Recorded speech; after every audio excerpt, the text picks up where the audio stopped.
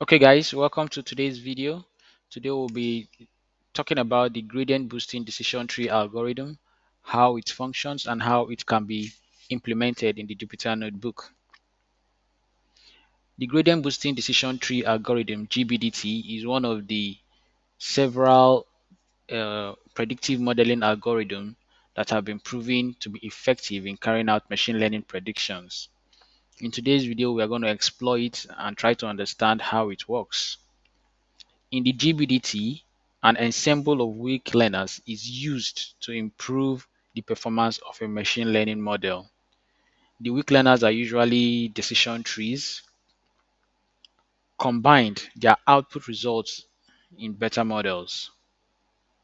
In case of regression, the final result is generated from the average of weak learners. As you can see in the schematic representation of the GBT algorithm, several weak learners are trained, and the results of the predictions of the different of the weak learners are combined to get an average which forms the final prediction. In this schematic representation, we can see three weak learners: weak learner 1, weak learner 2, and weak learner n, depending on the size of your data set. What the GBDT does, as we're going to see in the next slide, it tries to reduce the loss function of each prediction of the prediction of each of the weak learners. So on the right hand side here is a pseudo code algorithm, is a pseudocode of the algorithm, of a pseudocode of how the algorithm works from the initial stage to the final prediction. So in this slide, we are going to run through step by step how the GBDT algorithm works. First, it builds an ensemble of weak learners, which are typically decision trees, where each tree tries to correct the mistake made by the previous tree. Like I mentioned earlier, several weak learners are trained. The results of each of the weak learner From the results of each of the weak learner, the errors of each weak learner is prioritized for the next weak learner. What that means is the algorithm tries to correct the mistakes made by the previous weak learner. So in the second point here, we are seeing that the GBT trains the weak learners in a stage-wise manner by optimizing a differentiable loss function. It starts with an initial prediction and then fits subsequent trees to the negative gradients of the loss function. Still, like I mentioned, it prioritizes the errors made by the first by it tries to it prioritizes the correction of the errors made by the previous weak learner in the present weak learner. The GBDT aims to minimize the differential loss functions such as the mean square error for regression problems or logistic loss for binary classification problems. It directly optimizes the loss function by adding weak learners to the ensemble. So in overall, the GBT combines the prediction of all the weak learners by summing them up, resulting in a final prediction. At this point, we are going to go straight to our Jupyter notebook to see how we can implement the GBDT algorithm using Scikit-learn. So I will just quickly switch over to my Jupyter notebook, which I've already brought up running. Now, the first thing we do if we are familiar with programming with the Jupyter notebook is to import all the necessary libraries that are required to carry out our modeling. So as you can see from the first command prompt, we have imported our scikit-learn, we've imported our numpy, pandas, and the rest of them. The next thing we do is to load our data sets, which is stored in our laptop, onto the Jupyter notebook. That's what we have here in line 3. importing the uploading the data set stored in my system onto the Jupyter notebook. After which I try to view first five uh, the first five entries of the data set, which is what we have here, surfactant.head. This is the display. So in this data set, we have eight columns. We have eight columns, which are the surfactant type, interfacial tension, the CMC, the HLB, the SR, the molecular packing parameter, density, and molecular weight. So we are going to be in this particular data set, we are trying to predict interfacial tension. Interfacial tension is a dependent variable which we are trying to predict. Then the rest of them are independent variables. That's what we have here in line 11, where we have specified the number of columns we want to work with for the model. So in the line 11, the first line of code we have here, x equals to surfactant.ilog, is me trying to specify to the program that, look, I want to work with the first column to the sixth column, which is interfacial tension to density. Okay, that's the data size I want to work with. Then I've specified my target variable, which is the interfacial tension, y equals to surfactant.ilog column 1. So if you're familiar with programming, we know that the computer understands from zeros. When we are numbering variables, we start from 0 before 1. So in this data set, 0 is surfactant type and 1 is an interfacial tension, which is 1. I have specified that here. So the next thing we do, in line 13, like I've said, I've specified the number of columns I want to work with, 1 to 6. So like I also mentioned, the what one interfacial tension is our 1, then the rest we have there. And the next thing we do is to split our data set into the training set and the testing set, which is a standard procedure for carrying out machine learning modeling. Usually the data set is split into 80-20, 80% for training, while 20% of the data set is used to test the developed model. The next thing we do is to load our algorithm from the scikit-learn library, then specify our hyperparameters.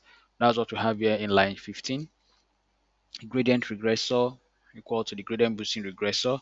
I've specified my max depth as 2, my number of estimators as 3, and the learning rate as 1. The next, what we are going to do is to train the model, then test it. So what we have here in line 16 is me trying to fit the data set to the model in terms of the training. Then what we have here in the second line, that's ypred equals to model.predict, is me instructing the model that I've trained to use the 20% of the data set aside for testing to do the actual testing of the trained model. Now, in machine learning, several statistical parameters are used to evaluate the efficiency or prediction accuracy of your model. One of them is the coefficient of determination, which is R square. So I have used that. There are several, like I mentioned, there are several statistical parameters like the R square, coefficient of determination, mean absolute error, mean square error, uh, average absolute relative deviation can also be used. Standard deviation can also be used to evaluate the prediction accuracy of a machine learning model. So in this particular example, I've used the R square score, which is the coefficient of determination. And usually, coefficient of determination ranges from 0 to 1. The closer your coefficient of determination is to 1, the higher the model's prediction accuracy. So as you can see from the result we have here in line 17, our coefficient of determination is 0.818, which is very, very good because it is above 0.5 and it's closer to 1.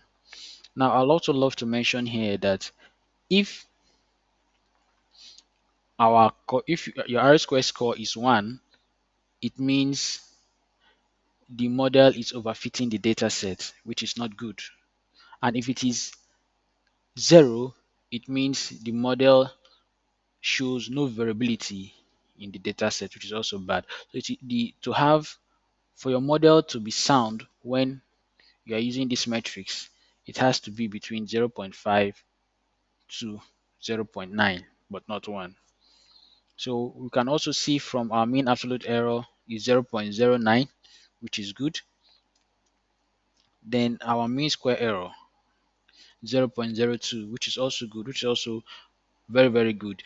The lower your mean square error, the higher your prediction accuracy.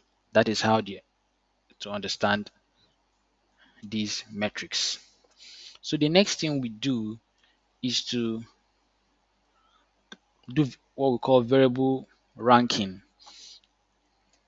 So variable ranking is a way to show which variable in your data set has the highest influence in your machine learning model. I've made a separate video on understanding variable ranking in machine learning modeling, and in that video you can watch that video from my channel. It gives an in-depth explanation of variable ranking in machine learning modeling. So the next thing after you've done your training and testing of your machine learning model, the next is to save your machine learning model. How can we save a machine learning model? There are different formats you can use in saving your machine learning model. You can save your machine learning model as a pickle file or as a job list file. So in this particular example, I have decided to save my machine learning model as a pickle file. So what I have to do is to import pickle.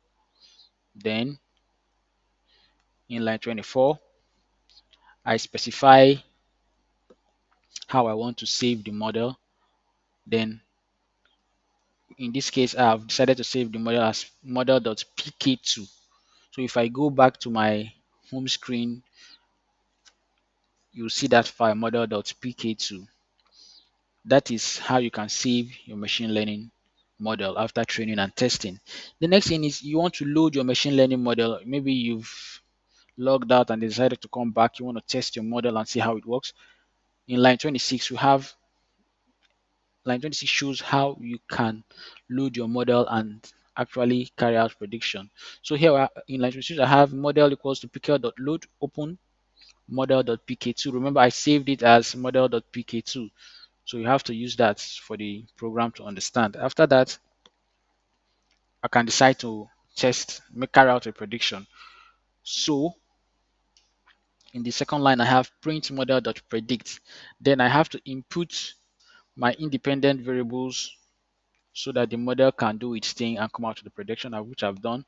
I've inserted 5 input parameters, 1, 2, 3, 4, 5. Then I run, then I got the result 4.4432.